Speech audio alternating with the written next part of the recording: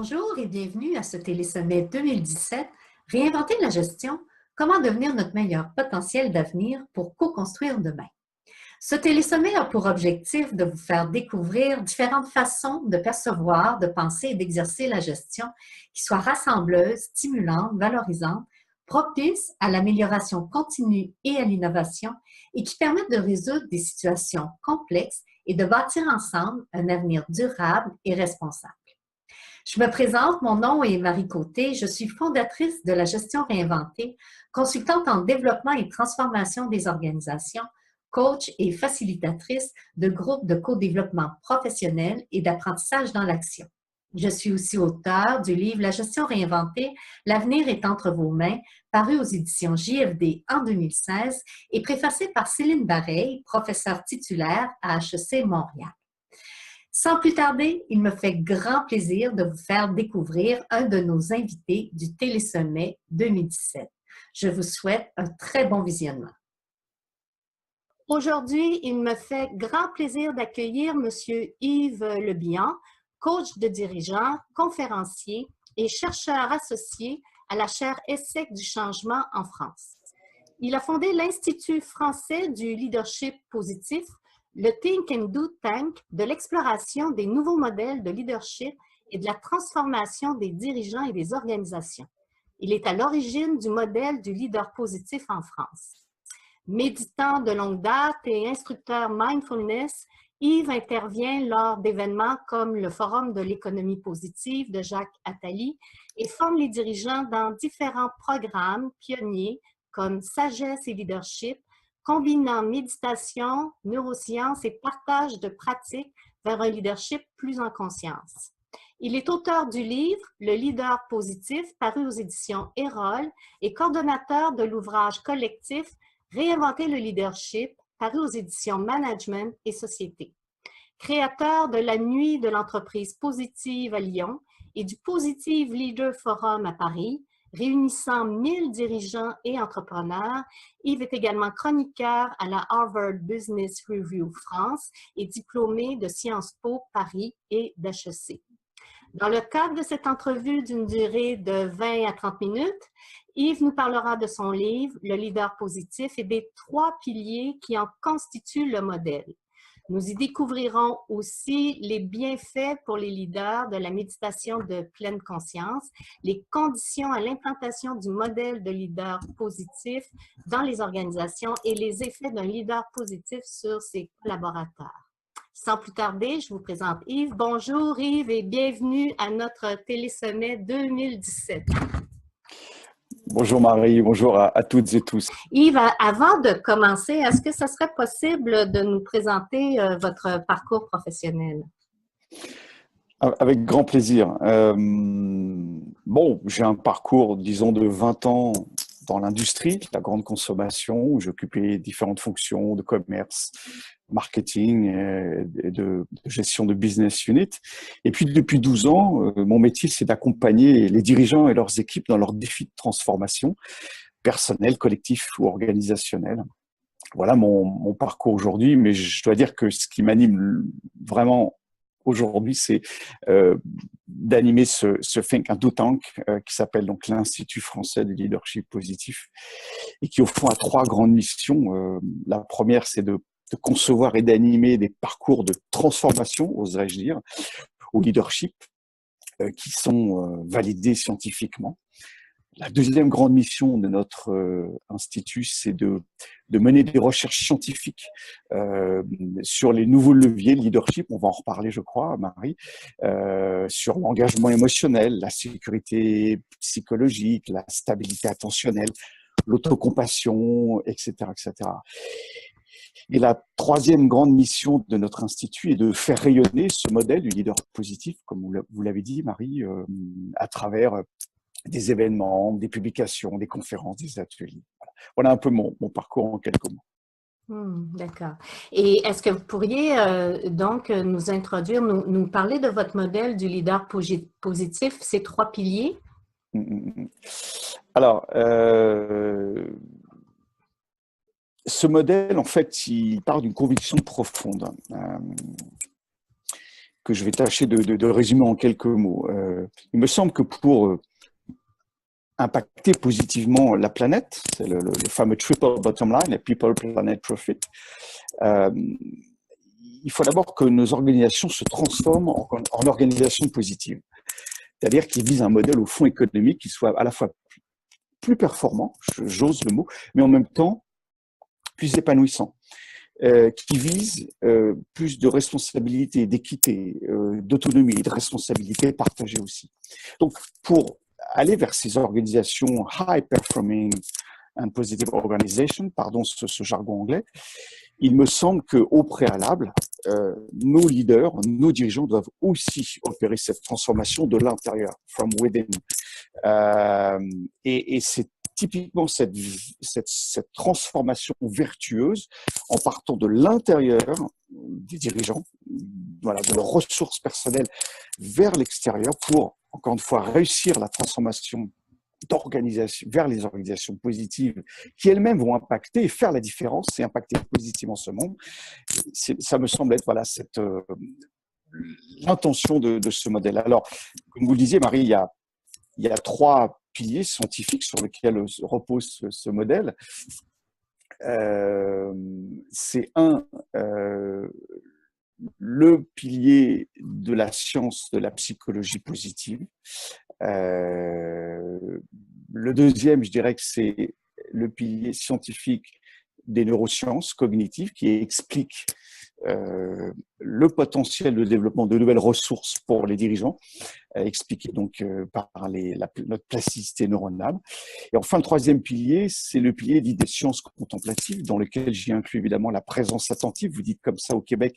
Je trouve que c'est la meilleure définition de la mindfulness ou la pleine conscience. Donc, c'est finalement ce modèle repose sur ces trois piliers qui sont hybridés, combinés, pour aider encore une fois nos dirigeants à se transformer vers un modèle, je pense, plus vertueux, qui est peut-être le modèle du leader positif. Et selon vous, qu'est-ce qu'apporte au leader la méditation de pleine conscience qui est associée donc à la psychologie positive? Alors, avant de vous répondre directement, Marie, je voudrais revenir sur le pourquoi j'ai écrit ce livre, au fond, que je vous montre ici. J'en suis très fier. C'est vraiment ma conception du leadership. Je pense à l'ère du digital et du XXIe siècle. Il y a trois constats qui m'ont fait écrire ce livre. D'abord, le premier, c'est que j'observe un profond décalage entre l'accélération technologique, ces marqueurs de la révolution digitale, au fond, ce nouveau monde ou ces nouveaux mondes émergents, et il faut bien le reconnaître, ces modes de gouvernance et d'organisation qui sont encore, je crois, restés figés au XXe siècle, pour la plupart des dirigeants, en tout cas ici en France. La deuxième constat, c'est que j'ai voulu partager au fond 5 ans de recherche, de programmes expérimentaux dans les entreprises, dans les organisations, et montrer qu'au fond, il y avait des alternatives au fameux modèle du Predict, Command and Control.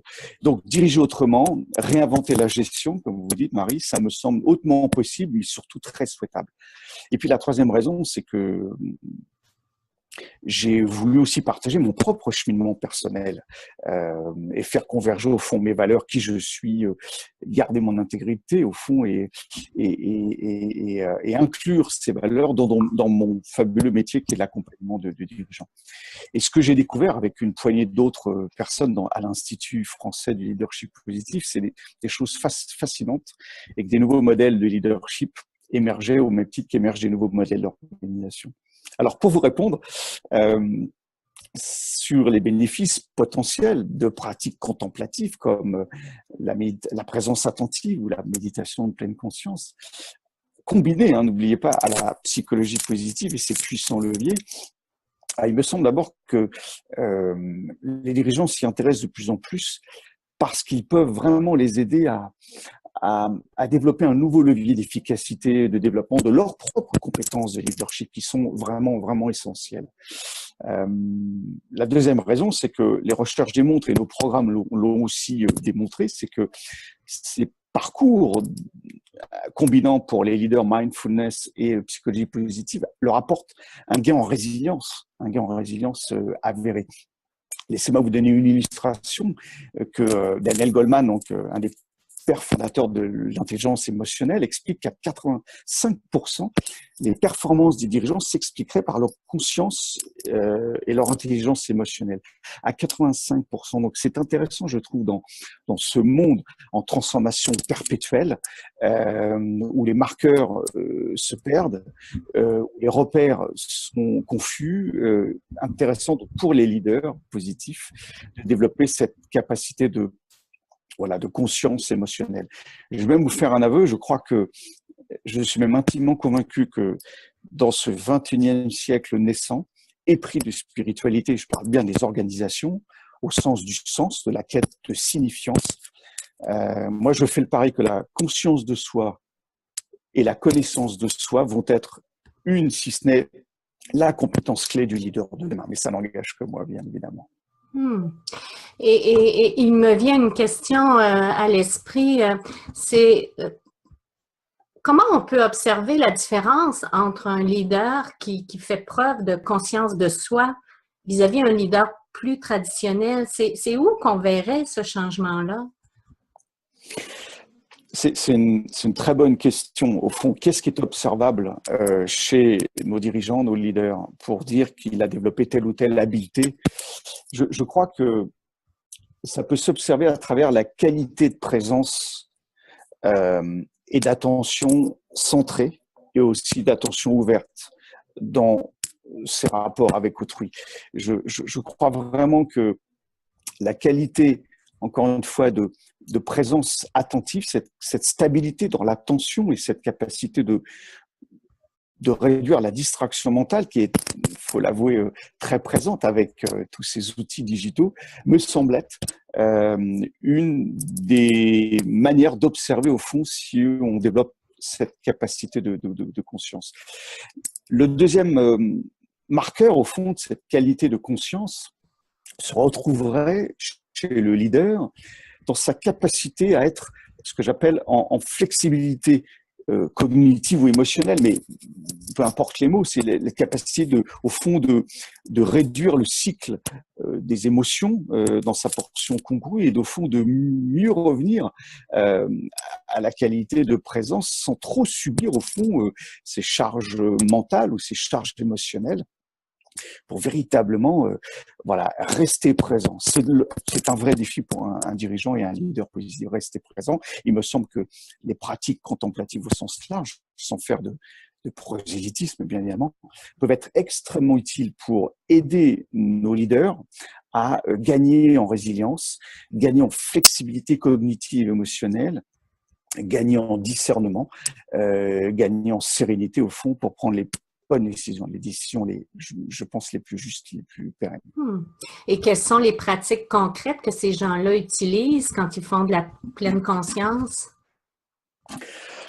Alors, dans les pratiques formelles ou informelles, méditatives que l'on propose, peut-être la plus simple, celle qu'en tout cas que je constate dans les comités de direction, les comités exécutifs, c'est de prendre 3 minutes à un moment donné. Vous êtes dans un comité exécutif très tendu, il faut arbitrer, prendre des décisions lourdes d'investissement ou au niveau des personnes.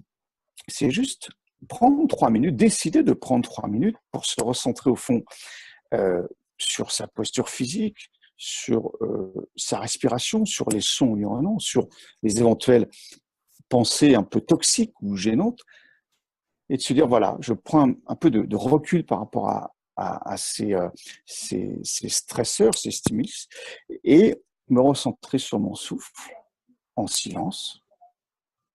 Voilà, pour revenir un peu au clair, avec laisser au fond passer ce pilote automatique ou ces pensées jugées comme perturbatrices, me recentrer sur moi au fond, mais pratiquer de manière collectivement. Je l'ai vu faire, c'est assez impressionnant et je peux vous garantir que juste après, cette équipe de direction et son dirigeant en premier gagnent vraiment en sérénité, en calme mental et au fond, en efficacité, parce que c'est ça dont il s'agit, et donc en performance. Donc voilà une pratique observable chez les dirigeants, une pratique individuelle, mais utiliser collectivement. C'est ça qui est intéressant. Est-ce que vous ressentez qu'il y a une ouverture de plus en plus grande par rapport à ce genre de pratique dans les organisations en France ou ailleurs?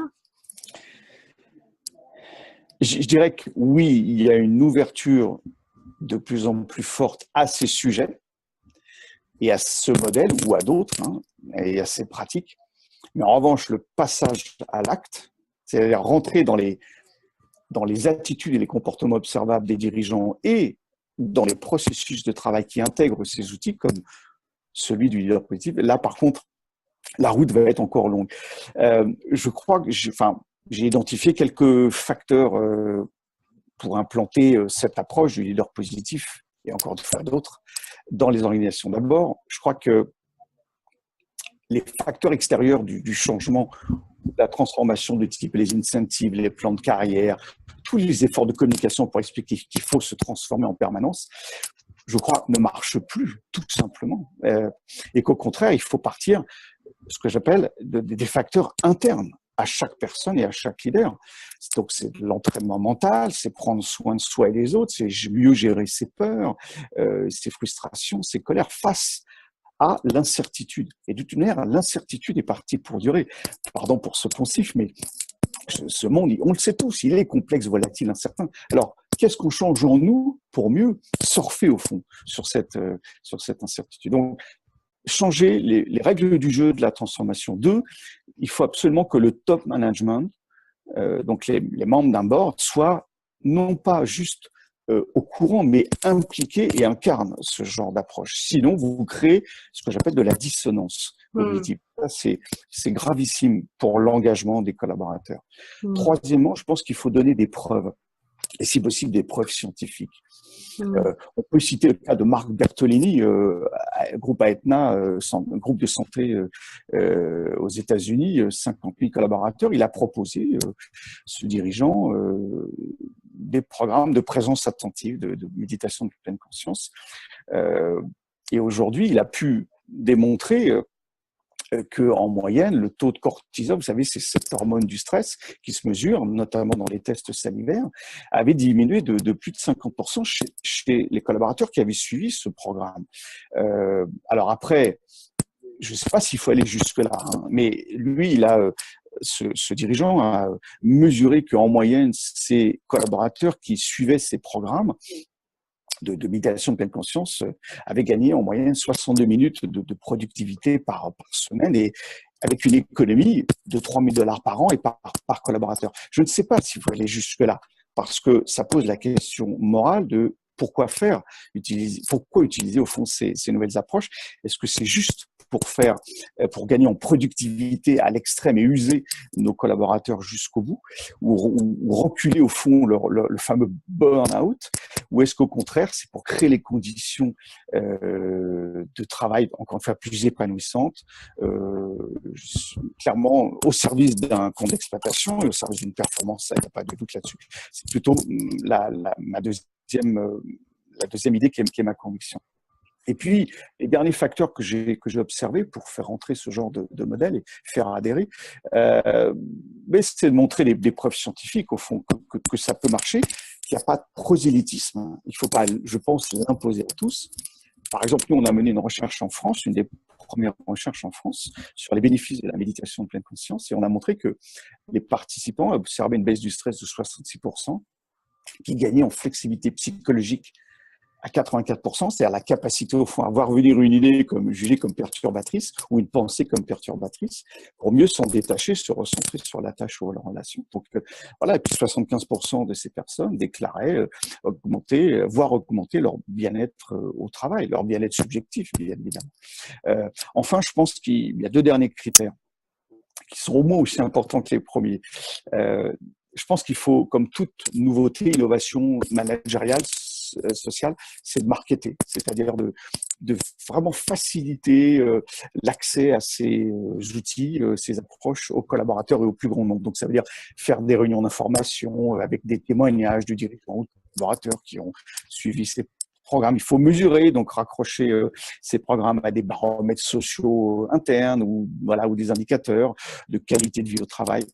Donc mesurer, voilà, et puis enfin faciliter l'accès au plus grand nombre, c'est-à-dire avec des horaires adaptés, peut-être sur l'heure du travail, ou pas trop tôt le matin, pas trop tard le soir, avec des salles où on arrive, où idéalement où tout est à disposition, il y a des tapis de yoga, ou un endroit calme, etc. Donc voilà, puis convaincre vraiment les managers intermédiaires que c'est pas une perte de temps, c'est pas une lubie, une énième lubie RH à la mode. Non, non, c'est vraiment, vraiment au service, encore une fois, de la santé globale de nos collaborateurs pour servir une performance, encore une fois, plus juste, plus pérenne. Et enfin, le dernier critère, qui me semble fondamental, c'est qu'il faut que ces approches rentrent dans la culture des organisations. Ça veut dire quoi? Ça veut dire qu'il faut que ça rentre dans les processus de travail, donc les réunions one-on-one, les réunions collectives, les entretiens d'appréciation annuels ou continuels, les réunions de travail, voilà. Et puis, donc dans les processus, et puis aussi dans les comportements observables de tous. Voilà. Donc, ça me semble être quelques critères pour tenter de faire entrer ces programmes dans les organisations. Vous avez parlé d'une recherche scientifique. Je pense que vous en avez conduit une en particulier sur les effets du leader positif sur ses collaborateurs. Est-ce que vous pourriez m'en parler? Alors, avec vraiment beaucoup de plaisir pour vous, Marie, et tous là qui nous écoutez, parce que pour moi, on est au cœur du sujet. Je m'explique. Comme vous l'avez dit, comme je l'ai rappelé, on connaît maintenant et on sait mesurer, quantifier les bénéfices de programmes du type méditation de pleine conscience ou des programmes de psychologie positive associés aux neurosciences pour les dirigeants et les collaborateurs. Ça, je crois qu'il y a plus beaucoup de débats. En revanche, nous, à l'Institut français du leadership positif, on voulait savoir et comprendre les effets d'un programme de leadership positif, non seulement sur les managers eux-mêmes, mais aussi sur leurs collaborateurs de manière indirecte. D'accord ? Dans le livre, le leader positif, on propose une dizaine de méditations de pleine conscience guidées. Et ce qu'on voulait vérifier, c'est que par l'entraînement régulier, par des pratiques méditatives et des leviers de psychologie positive, comme voilà, les mobilisations des forces personnelles, la gratitude, la résilience ou les affects positifs, en quoi les deux combinés dans un entraînement dans la durée pouvaient générer des bénéfices non seulement pour les leaders, mais aussi de manière indirecte pour leurs collaborateurs. D'accord ? Alors, pour aller directement sur un des résultats les plus frappants, on s'est aperçu que le développement des compétences du leader positif, je ne vais pas passer trop de temps dessus, mais il y en a 6, et si le sujet et les résultats vous intéressent, surtout voilà, écrivez-nous et on se fera un plaisir de vous envoyer ces résultats. Mais ces 6 grandes dimensions du leader positif que sont l'altruisme et la générosité, la capacité d'attention et de conscience, la capacité d'influence et d'inspiration d'autrui, la capacité de porter du sens collectif et de l'espoir, la capacité de consonance, résonance sur qui on est à l'intérieur de soi et qui on laisse paraître à l'extérieur de soi, et enfin cette capacité d'empathie et de compassion. Si on développe à travers ce programme ces 6 compétences, alors on a peut-être plus de chances de favoriser l'engagement, l'épanouissement et la satisfaction de nos collaborateurs. Après ce programme de 10 semaines que nous avons expérimenté dans une grande entreprise ici basée en France, mais mondiale, on s'est aperçu que plus le leader, par l'entraînement, développe ses compétences de leader positif, plus il augmente l'engagement affectif de ses collaborateurs. L'engagement affectif, c'est « je me sens attaché à l'entreprise, elle a beaucoup de signification personnelle pour moi ». Donc, on a vraiment mesuré à travers la réaction des collaborateurs de ces dirigeants qui avaient suivi ce parcours expérimental qu'elle développait chez eux. Ce parcours développait davantage d'engagement affectif dans leur société à travers simplement la transformation en leader plus vertueux de leurs dirigeants. Mais plus intéressant encore, et j'en terminerai par ce point, la perception par les collaborateurs de la dimension empathique et compassionnelle de leurs dirigeants, de leurs managers, c'est-à-dire, oui, mon manager m'aide au fond à mieux gérer, à me relever de mes émotions difficiles, il fait preuve de compassion à mon égard, c'est-à-dire la capacité au fond cette motivation au fond à vouloir soulager la douleur, voire la détresse d'autrui. Alors, plus les collaborateurs percevaient cette dimension d'empathie, de compassion chez leur manager, plus ils avaient le sentiment d'être traités de manière juste, cette fameuse dimension de justice interactionnelle, c'est-à-dire mon manager au fond me respecte, me traite avec davantage de dignité, et cette perception de justice interactionnelle elle-même entraînait un mieux-être plus élevé en termes de relation aux autres chez les collaborateurs. C'est-à-dire, j'ai le sentiment de bonnes relations et je me sens intégré avec mes collègues, je les trouve plus solidaires. Donc, vous voyez bien qu'un premier bénéfice direct de ces managers se transformant en leaders positifs, c'est qu'en développant leur capacité d'empathie et de compassion, ils génèrent le sentiment de justice interactionnelle plus élevé chez leurs collaborateurs, qui elle-même génère plus de mieux-être collectif chez leurs collaborateurs. Et le dernier élément de résultat que j'aimerais vraiment partager avec vous, c'est que après cet entraînement de ce parcours au leader positif, le sentiment de reconnaissance perçu par leurs collaborateurs, je rappelle que le sentiment de reconnaissance, ça se mesure entre autres par mon manager fait preuve d'écoute, de considération, d'encouragement et au fond donc de reconnaissance à mon égard. Eh bien, ce sentiment de reconnaissance était influencé à la fois par la perception de justice interactionnelle que j'évoquais juste avant, mais aussi par la perception d'empathie et de compassion de mon manager. En résumé, plus vous développez des habiletés, plus que des compétences au fond de leadership éclairé en conscience positive à travers ces notions d'altruisme, de conscience, d'empathie, plus vous générez reconnaissance, engagement, appartenance et performance chez leurs collaborateurs. Voilà ce qu'on a découvert. Moi, je trouve ça absolument fascinant et ça me laisse énormément d'espoir pour la transformation de nos organisations. Tout à fait, Yves. C'est très inspirant, très inspirant. Malheureusement, le temps consacré à notre entrevue est écoulé, mais je tiens vraiment à vous remercier pour votre participation à ce télésommet-là. Je pense qu'on aurait pu encore échanger longtemps sur le sujet. Alors, je suis certaine que vos propos ont fait écho sur les participants autant qu'à moi. D'ailleurs, je voudrais dire aux participants que pour ceux qui souhaiteraient en connaître davantage sur le leadership positif, que je vous recommande d'aller sur le site web de l'Institut français du leadership positif. Alors, je vous en donne l'adresse positiveleadership.fr. Et de plus, sur l'invitation courriel que je vous ai envoyée pour assister à cette entrevue, j'ai joint un lien de gratuité qui a été proposé par Yves et à partir duquel vous allez pouvoir visionner des témoignages de dirigeants d'entreprises qui pratiquent la pleine conscience. Enfin, vous allez aussi trouver un lien sur le livre de Yves, le leadership positif. Il est donc venu le moment de nous quitter. Merci à tous pour l'intérêt porté à cette entrevue et au Télésommet 2017. Réinventer la gestion, comment devenir notre meilleur potentiel d'avenir pour co-construire demain. Pour ceux et celles qui le souhaitent, je vous invite à joindre notre page Facebook, La Gestion Réinventée, et à vous inscrire au groupe Télésommet 2017 afin que nous puissions échanger et partager sur nos découvertes. Merci encore de votre présence. Merci encore, Yves, d'avoir accepté de participer à cet entretien. Je vous souhaite à tous une bonne fin de journée et en espérant vous retrouver dans le cadre de futures entrevues.